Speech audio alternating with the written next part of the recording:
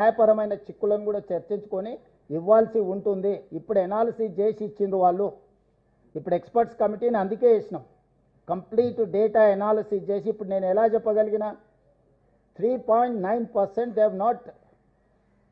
Have declared as a no caste. మాకు కులమే లేదని 3.9% ఇచ్చిండ్రు. ఇదంతా డేటా ఎనాలిసిస్ చేసినాము. ఇది ఒక్కరోజు కోసం ఒక సంవత్సరం కోసం చేసింది కాదు. అన్నిటినీ రేపు క్యాబినెట్లో చర్చించిన తర్వాత శాసనసభలో ప్రవేశపెడతాము.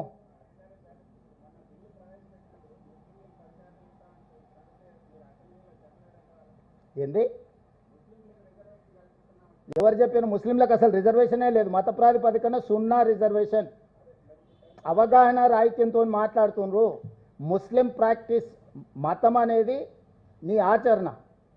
హిందూ మత సాంప్రదాయాలను పాటించే వాళ్ళు ఉన్నారు, ముస్లిం మత సాంప్రదాయాలను పాటించే వాళ్ళు ఉన్నారు, సిక్కు మత సాంప్రదాయాన్ని పాటించే వాళ్ళు ఉన్నారు, జైన్ మతాన్ని పాటించే వాళ్ళు ఉన్నారు, క్రిస్టియన్ మతాన్ని పాటించే వాళ్ళు ఉన్నారు, ఎన్నో రకాల మతాలను సాంప్రదాయాలను పాటించే వాళ్ళు ఉన్నారు, బౌద్ధం కూడా స్వీకరించిన వాళ్ళు ఉన్నారు. ఇవన్నీ మాకు ప్రాతిపదికనే కాదు, వెనుకబాటుతనమే ప్రాతిపదిక. Socio economic, education, employment, political and caste survey ఇది.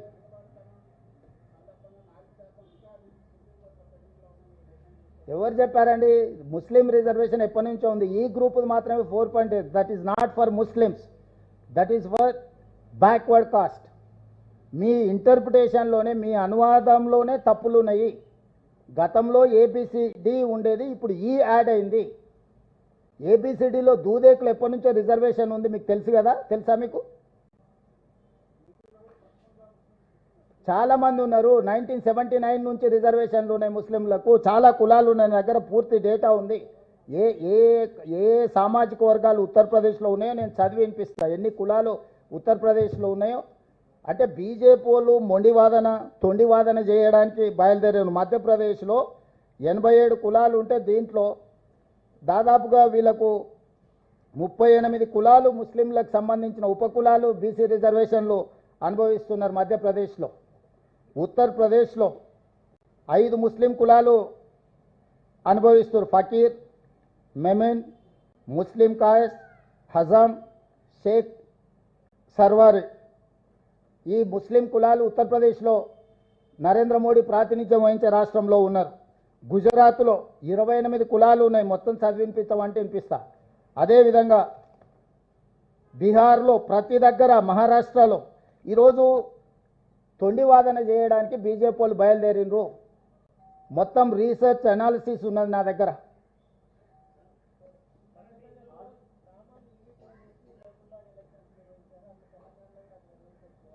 ఇప్పుడు చాలామంది చాలా చెప్తారు, నేను తెలంగాణ మోడల్ పాటించమంటున్నా. ఆయనకు కోరుకో మధ్యప్రదేశ్ పసంద్ అయిన, మీకు చికెన్ బిర్యానీ ఇష్టం ఉంటే ఆ పక్కలో ఉన్న ఆయనకు మటన్ బిర్యానీ ఉంటుంది, ఈయనకి ఎగ్ బిర్యానీ ఇష్టం ఉంటుంది. నీకు ఇష్టమైన అందరు తినాలంటే కుదరదు కదా. Telangana is one of the best model, latest model. Telangana is the role model for the country. You have to adopt Telangana model. That's all. That is what my advice to Prime Minister. ఏది అమలు చేయకపోతే చెప్తాం, పార్లమెంట్లో చెప్తాం. అమలు చేయకపోతే వ్యూహం ఉంటుంది కదా. రైతు వ్యతిరేక 3 నల్ల చట్టాలు తీసుకొచ్చిండు మోడీ, అమలు చేయను అన్నాడు. అమలు చేయను అంటే ఏం చేసినాం? బీజేపీ మెడలోంచి అమలు చేపించి, రద్దు చేపించి, దేశ రైతులకు క్షమాపణ చెప్పించినాం నరేంద్ర మోడీ తోటి.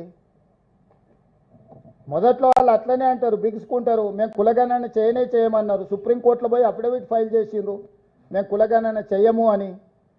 చివరికి ఇప్పుడు కులగణన చేస్తామన్నారు, ఆదేశాలు ఇచ్చిండ్రు. అనడం, పారిపోవడం అనేది బీజేపీకి సహజంగా ఉండే లక్షణమే కదా. అన్న ఇప్పుడు ఈ ఆర్డినెన్స్ పరిస్థితి అండి, ఆర్డినెన్స్. So yes,